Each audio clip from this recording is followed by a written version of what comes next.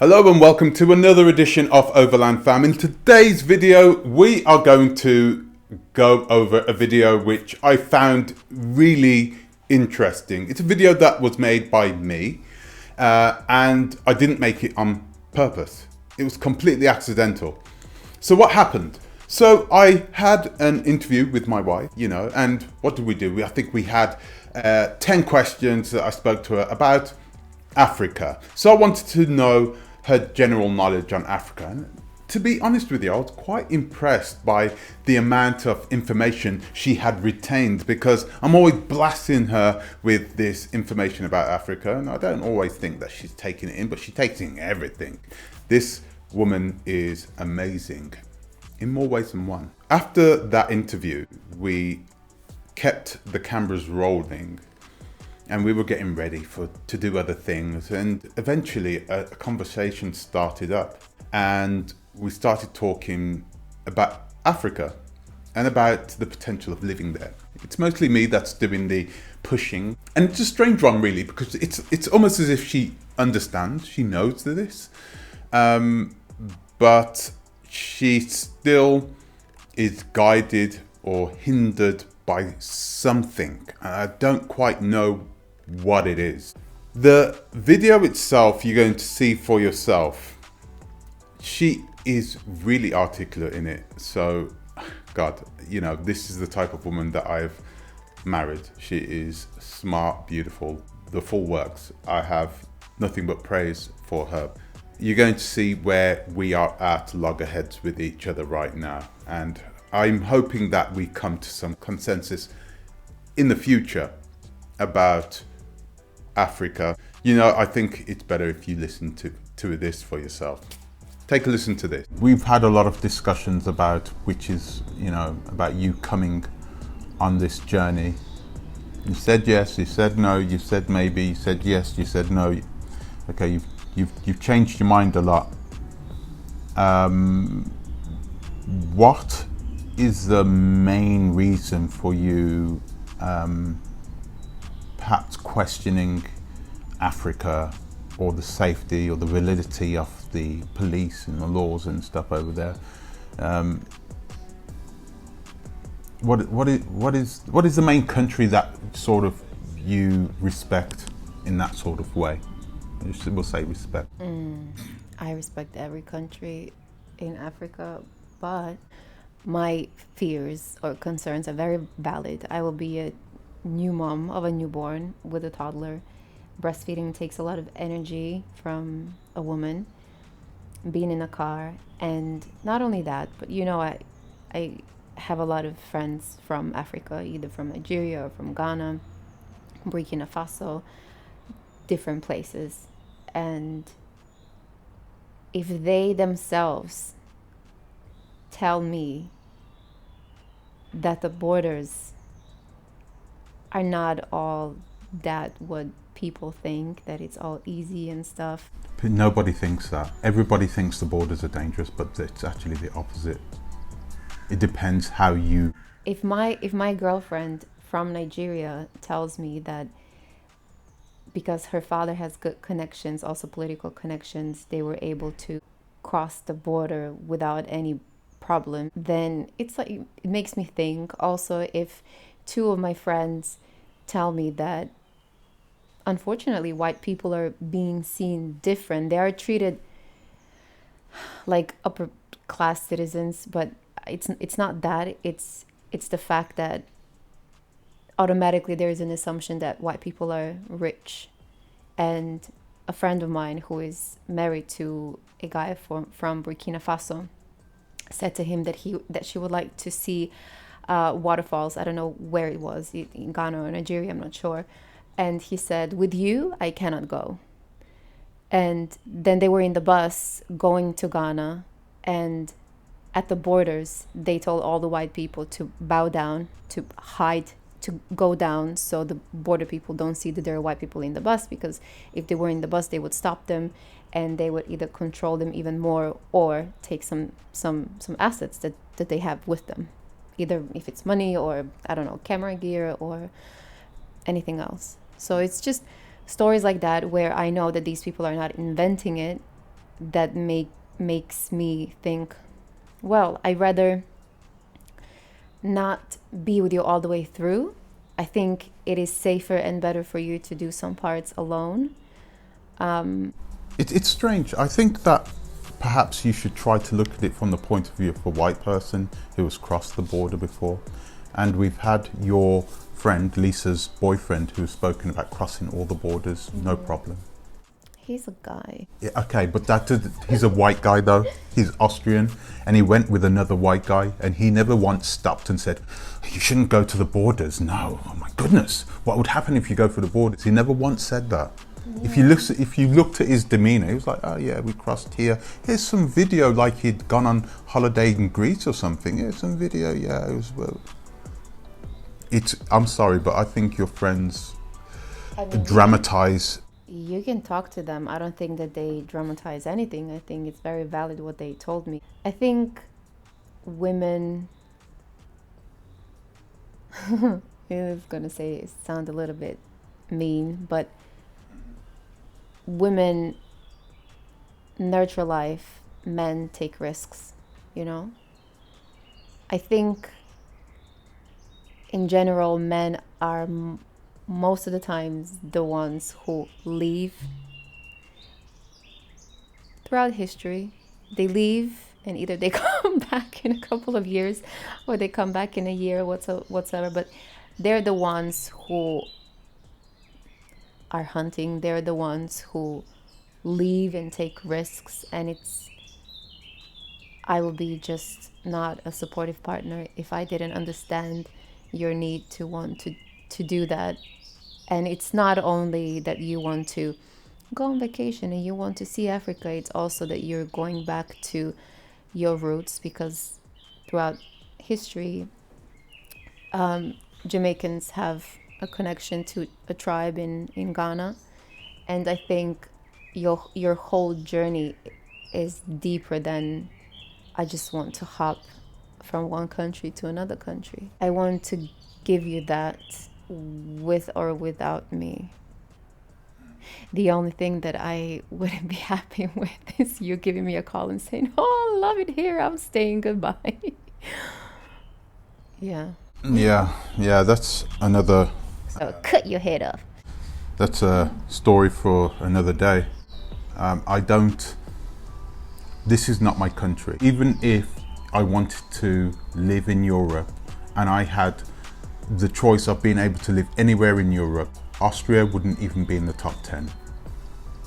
I'm sorry. Yeah. It would be perhaps the UK, perhaps southern France, Portugal, Spain, Italy, Croatia. There are a lot of countries would come before Austria. Why?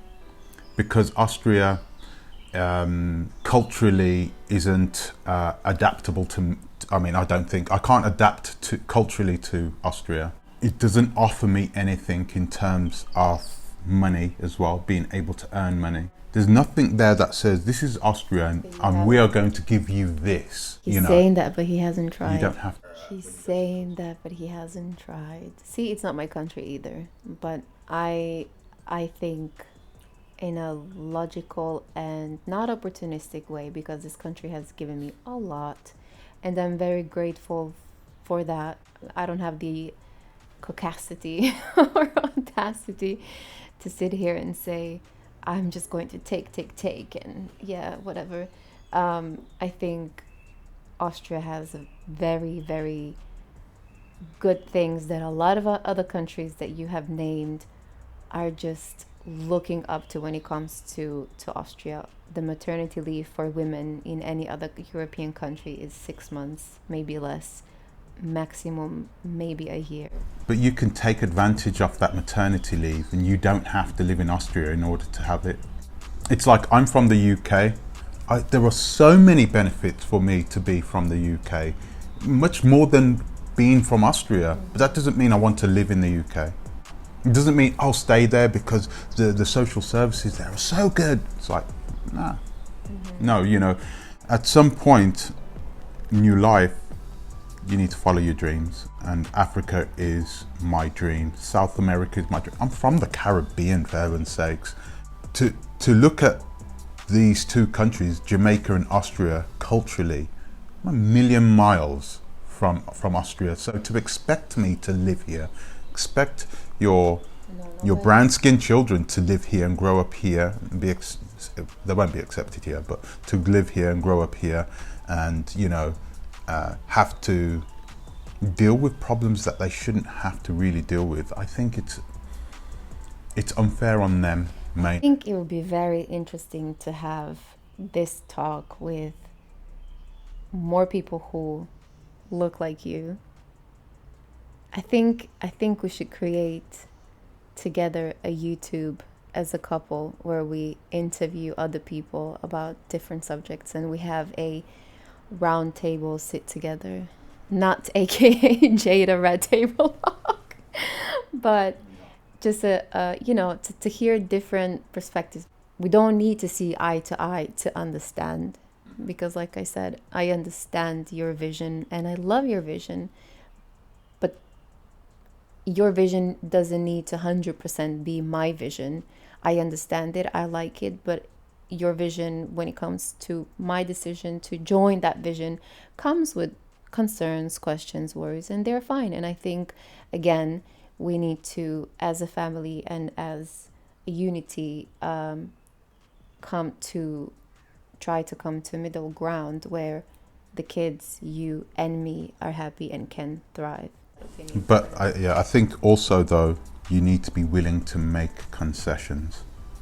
You need to be willing to make that sacrifice. If you're not willing to make it, I think I spoke to you the other day and you was like, yeah, I need to be happy. And I was like, okay, but what about the kids? Yeah, but I need to be happy. If I'm not happy, then the kids won't be happy. It's like, no. There's a saying. No. Okay. There is a saying, happy wife, happy life. Ultimately, like I said, that's maybe a very traditional way of thinking. Ultimately, men leave. I was pregnant. I am ultimately the person that gives birth. I am the nurturer. Ultimately, whatever happens, anything can happen to you. The mother, in best case scenarios, stays. And I need to make sure, with or without you, that I'm good mentally, spiritually, and financially. I cannot allow myself to rely on another person. Is it up the father of my children, my partner, whatsoever? I need to make sure that whatever happens to you, whatever decision you make, I still end up staying with the kids. Because rarely does a man just take the kids from a good mother and say, oh yeah, bye. But you must also understand as well that this journey isn't just about me. And I do need to think about those kids. Yeah. And I do need to look at it from the perspective of a black person, because you are struggling to look at it. You will perhaps even never be able to look at it from the point of view of your brown-skinned children who do not look like they come from this country under any circumstances. You understand? Who will be treated differently than what you were treated when you came here. Mm-hmm. You won't be treated the same. Yeah. And me having to tell you that and then have it not ignored but discounted, like, oh yeah, but Austria is still good. It's like, sometimes I'm like, is there any point in continuing to try and make you understand if you cannot understand the basic fundamental differences between you and your brown-skinned children and the way that they will be treated in this country?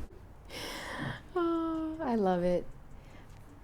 Yeah, I mean, you think you're making a point here. I have made a point. You think you made a point. No, I did make a point. I think you sound good. I never neglected it. I never said, the fact is, I will never be able to feel what they feel. I will never be able to feel what an Asian person feels. I will never also be able to feel what maybe another person from the Balkans feels. due to their personal individual circumstances and their personal I'm not talking about Asians or the Balkans. I'm talking about your brown-skinned children Yeah. from here, Yeah, and nobody of Jamaican said, origin. and nobody said that they And the would be best person to talk to about calm that your would be ass me. down. Not always. You're not always the best person to talk. There are many other people who look like you and who would maybe lean a little more to my side. Now you may call these people out by saying, "Oh, they're indoctrinated in Europe and they want to be white." No, that's not true.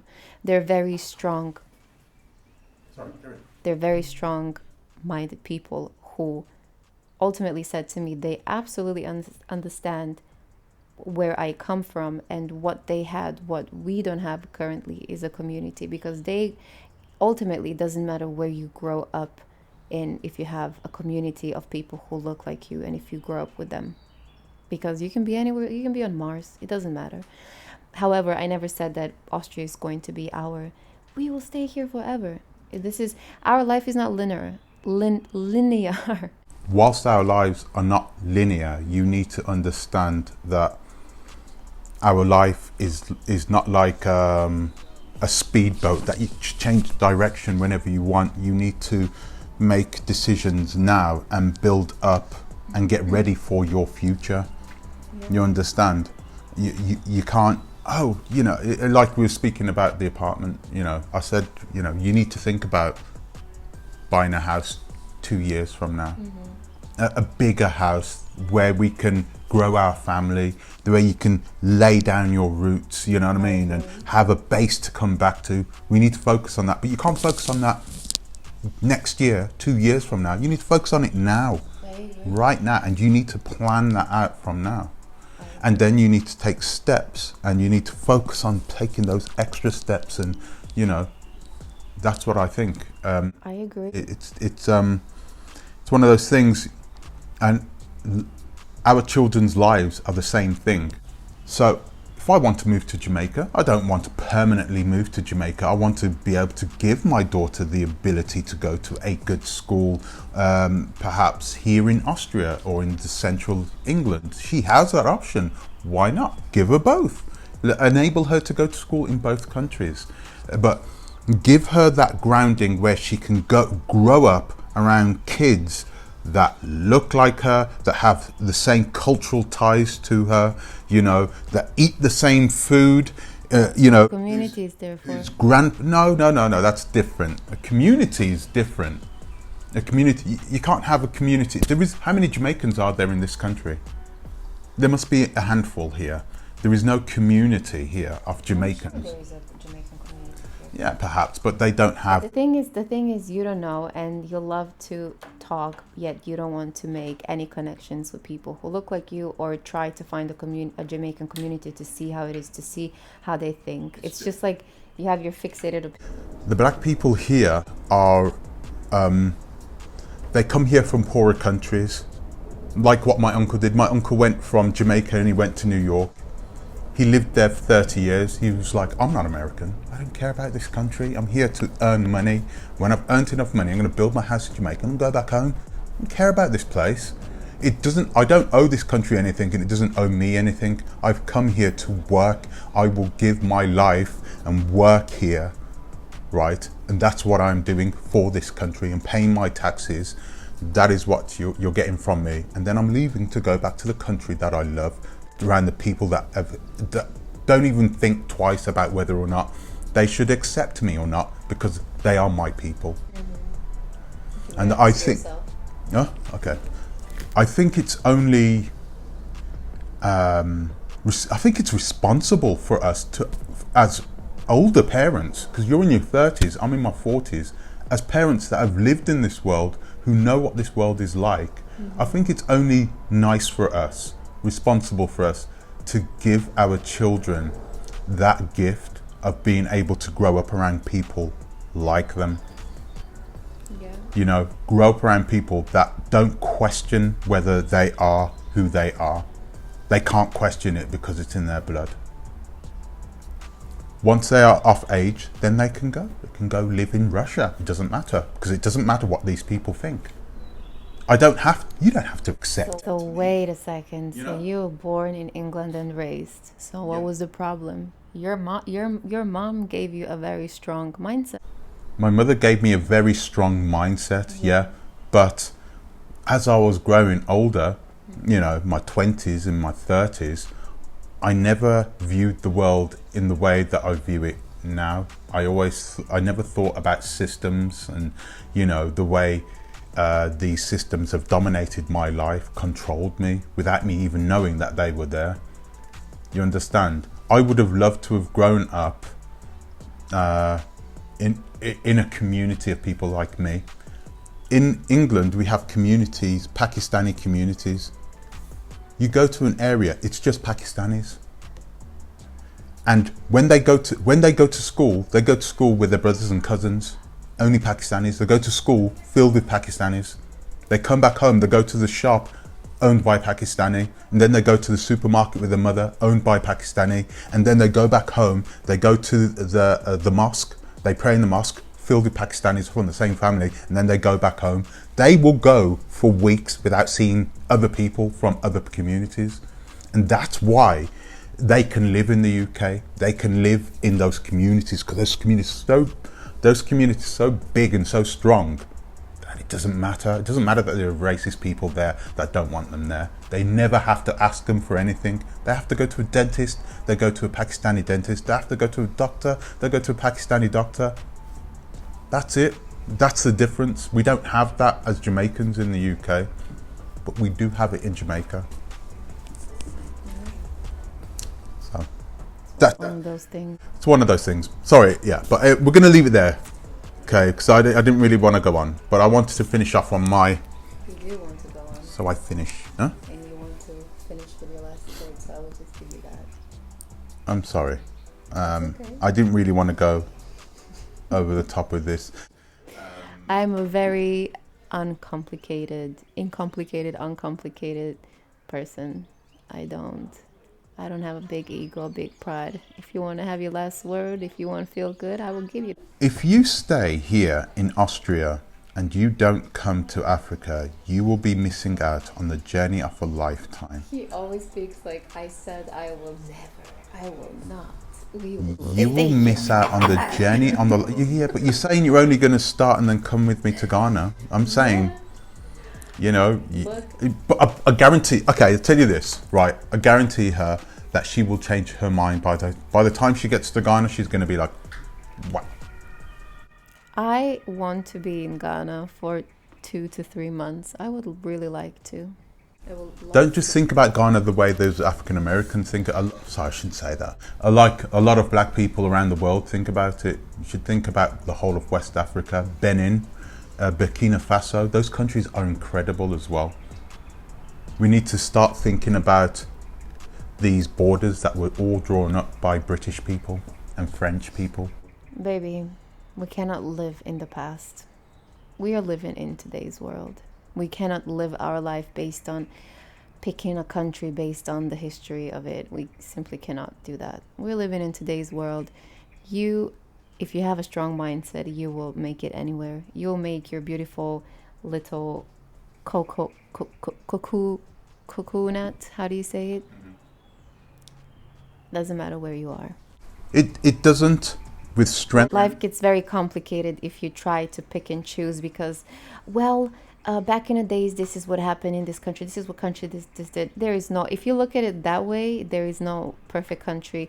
What is and stays is that we have little kids that we need to be able to financially give the freedom for them to be able to experience and explore and try different classes and courses, go to different schools.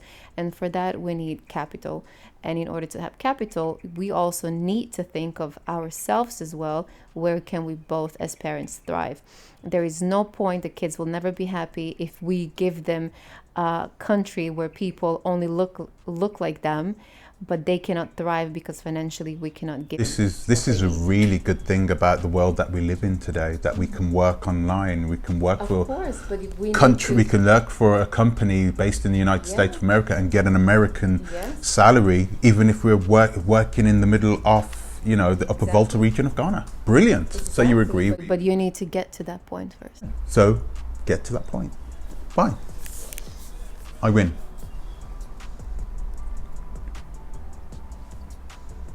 Beautiful day. Whatever makes you feel good. Okay. All right, so we're going to leave it there then. I don't quite know how to end it. The bigger person always lets the other person win, remember? Okay, we stop talking. I'm going to turn off that mic in a minute. Thank you for joining us, and I'll see you in the next one. Ta-ra a bit. So there you have it. That is basically our argument. We kind of agree with each other. We agree we want to go to Africa. We agree we want to travel Africa. She's never been to sub-Saharan Africa before. So I totally understand that this is a decision that she's got to make, and that she has to trust me to a certain degree, because I have been there, and I'm not going to take my whole family. I'm not going to take my whole family into Africa if I didn't think that, if I thought that it was dangerous. I'm not crazy, okay? I know that there are risks involved in going to Africa. I know there are risks involved with going anywhere. And she's not here to defend herself. Not that she would need defending now, but she's not here to sort of answer back to me now. So I don't want to go too deep into it. I'd love to know what your thoughts are about this. You know, do you think she has a point? You know, do you think that Africa is a place that is too dangerous to sustain a living, and not as prosperous enough really to have a comfortable life?